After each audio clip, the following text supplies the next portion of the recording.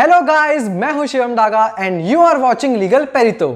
आज की इस वीडियो में हम कवर करेंगे कुछ इंपॉर्टेंट टर्म्स जो कि टैक्स लॉ में यूज करी जाती हैं।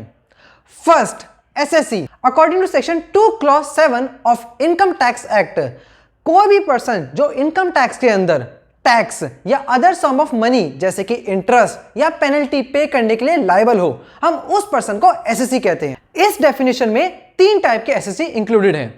फर्स्ट हमारा रिप्रेजेंटेटिव एसएससी, कोई भी पर्सन जो अपनी इनकम के अलावा किसी और की इनकम पे भी टैक्स या अदर सम ऑफ मनी पे करने के लिए लायबल हो, हम उसे बोलते हैं रिप्रेजेंटेटिव एसएससी। इसको हम एग्जांपल से समझते हैं। मृदुल एक नॉन रेजिडेंट है जो 7 साल से यूएसए में रह रहा है।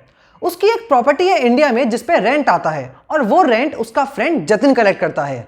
अब यहाँ पे जतिन की लायबिलिटी है कि जो भी रेंटेड इनकम है वो उस पे मृदुल के बिहाफ पे टैक्स पे करेगा गवर्नमेंट को, और ये रिप्रेजेंटेटिव एसएससी कहलाएगा क्योंकि वो मृदुल को रिप्रेजेंट कर रहा है उसकी टैक्स लायबिलिटी के लिए इंडिया में। सेकंड है डीम्ड एसएससी।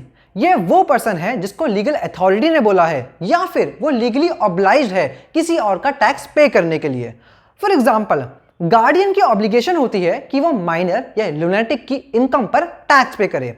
फॉर एग्जाम्पल, एक माइनर है जो कि डांस इंडिया डांस में 10 लाख रुपीस विनिंग प्राइज जीत के आया है। अब यहाँ पे माइनर की ऑब्लिगेशन नहीं है, यहाँ पे उसके गार्डियन की ऑब्लिगेशन है कि वो उसकी इनकम पे टैक्स पे करे। हमारा सेकंड एग्जाम्पल, अंश एक पर्सन है जिसकी कमर्शियल बिल्डिंग है और उस बिल्डिंग पे रेंट आता है।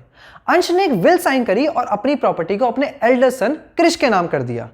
अंश के मरने के बाद क्रिश है वो डीम्ड एसएससी कहलाएगा क्योंकि यहाँ पे क्रिश की लीगल ऑब्लिगेशन है कि वो अंश के बिहाफ का टैक्स वो पे करे। हमारी थर्ड कैटेगरी है एसएससी इन डिफॉल्ट। कोई भी पर्सन जो अपनी स्टैट्यूटरी ऑब्लिगेशन को फुलफिल ना करे means that person is in default. For example, employer employee relationship. Employer अपने एम्प्लॉय को सैलरी देने से पहले उसमें टैक्स डिडक्ट करता है। फॉर एग्जांपल, मैं एक एम्प्लॉयर हूं और मुझे अपने एम्प्लॉय को 20,000 रुपीज सैलरी पे करनी है, तो पहले मैं उस सैलरी में से एक टैक्स का पोर्शन काट के गवर्नमेंट को पे करूंगा और रिमेनिंग अमाउंट अपने एम्प्लॉय को दूंगा। बट अगर मैं टैक्स नहीं डिडक्ट करता तो मैं यहाँ पे एसएससी इन डिफॉल्ट हूं और गवर्नमेंट मुझे पकड़ेगी, एम्प्लॉयर को पकड़ेगी for the repayment of tax. हमारी नेक्स्ट टर्म है पर्सन। हम टैक्स लॉ पढ़ते हुए पर्सन वर्ड का यूज बहुत बार करते हैं, बट एक्चुअली में पर्सन वर्ड में कौन कौन फॉल करता है।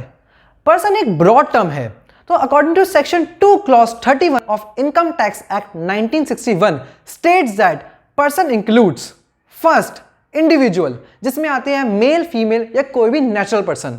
Second, Hindu undivided family which means HUF। Third is company, कोई भी कंपनी जो कंपनीज एक्ट 2013 में या किसी भी प्रीवियस लॉ में इनैक्ट हुई हो वो इसके अंदर कवर होती हैं। Public company, private company, government company, foreign company, सारी कंपनीज इसके अंदर इंक्लूडेड हैं। फोर्थ है हमारी partnership firm and LLP, for example Luthra and Luthra firm. Fifth is association of person and body of individual, कोई भी पर्सन जो कंबाइन हुए हैं किसी कॉमन पर्पस के लिए। बट इसकी एक एक्सेप्शन है, वो पर्सन पार्टनरशिप या कंपनीज एक्ट के अंदर फॉल करने नहीं चाहिए। For example joint ventures, societies etcetera. Sixth is local authority, for example panchayat, committees, municipal committees, municipalities etcetera. Seventh and last is artificial judicial person, वो सारे पर्सन जो किसी स्टैट्यूटरी एक्ट के अंदर फॉर्म हुए हो और पहले किसी भी कैटेगरी में फॉल ना कर रहे हो। For example gurdwara, mosque, university etcetera. हमारी थर्ड टर्म है assessment year and previous year. Previous year वो ईयर है जिसमें हम इनकम को अर्न करते हैं और असेसमेंट ईयर वो ईयर है जिसमें हम इनकम को कैलकुलेट करते हैं। फॉर एग्जाम्पल 1920 में जो हमने इनकम को अर्न किया होगा उस पे हम टैक्स कैलकुलेट करेंगे 2021 में। तो यहाँ पे 2021 हमारा असेसमेंट ईयर है एंड 1920 हमारा प्रीवियस ईयर है। पर माइंड में क्वेश्चन ये आता है कि जिस ईयर में आपने इनकम कैलकुलेट करी हम उसी ईयर में उस टैक्स को कैलकुलेट क्यों नहीं कर रहे। इसको हम एक हाइपोथेटिकल एग्जाम्पल से समझते हैं जो कि एक मंथली एग्जाम्पल है। फॉर एग्जाम्पल शिवम से बोला गया है कि जुलाई मंथ की इनकम को कैलकुलेट करो, तो 1 जुलाई से लेकर 31 जुलाई तक मैं इनकम कैलकुलेट नहीं कर सकता क्योंकि 1 to 31 तो मैं इनकम अर्न करूंगा। जैसे ही 31 खत्म होगा उसके नेक्स्ट डे ही बैठ के मैं इनकम को कैलकुलेट करूंगा जो कि हमारा अगस्त मंथ होगा। तो यहाँ पे जो हमारा अगस्त मंथ है वो हमारा असेसमेंट ईयर है क्योंकि इस मंथ में बैठ के मैं इनकम कैलकुलेट कर रहा हूं, और जो हमारा जुलाई मंथ है वो हमारा प्रीवियस ईयर है क्योंकि उसमें मैंने इनकम को अर्न किया है। सिमिलरली 1920 हमारा प्रीवियस ईयर है क्योंकि अप्रैल 19 से लेके मार्च 20 में हमने इनकम अर्न करी, और जैसे ही मार्च 20 खत्म हुआ तो हमारा नेक्स्ट ईयर स्टार्ट हुआ है 2021, जिसको हम असेसमेंट ईयर बोलते हैं, और हम उसमें इनकम को कैलकुलेट करते हैं। अब इसके कुछ एक्सेप्शंस हैं जहां पे असेसमेंट ईयर और प्रीवियस ईयर रेलेवेंट नहीं होता। इसका मतलब आपने अगर प्रीवियस ईयर में इनकम अर्न करी है तो आपको तभी टैक्स कैलकुलेट करके पे करना होगा। इसका फर्स्ट है कोई भी नॉन रेजिडेंट जो शिपिंग बिजनेस से अर्न कर रहा हो इंडिया में। सेकंड, कोई भी ऐसा पर्सन जो इंडिया को लीव कर रहा हो परमानेंटली या लॉन्ग पीरियड के लिए।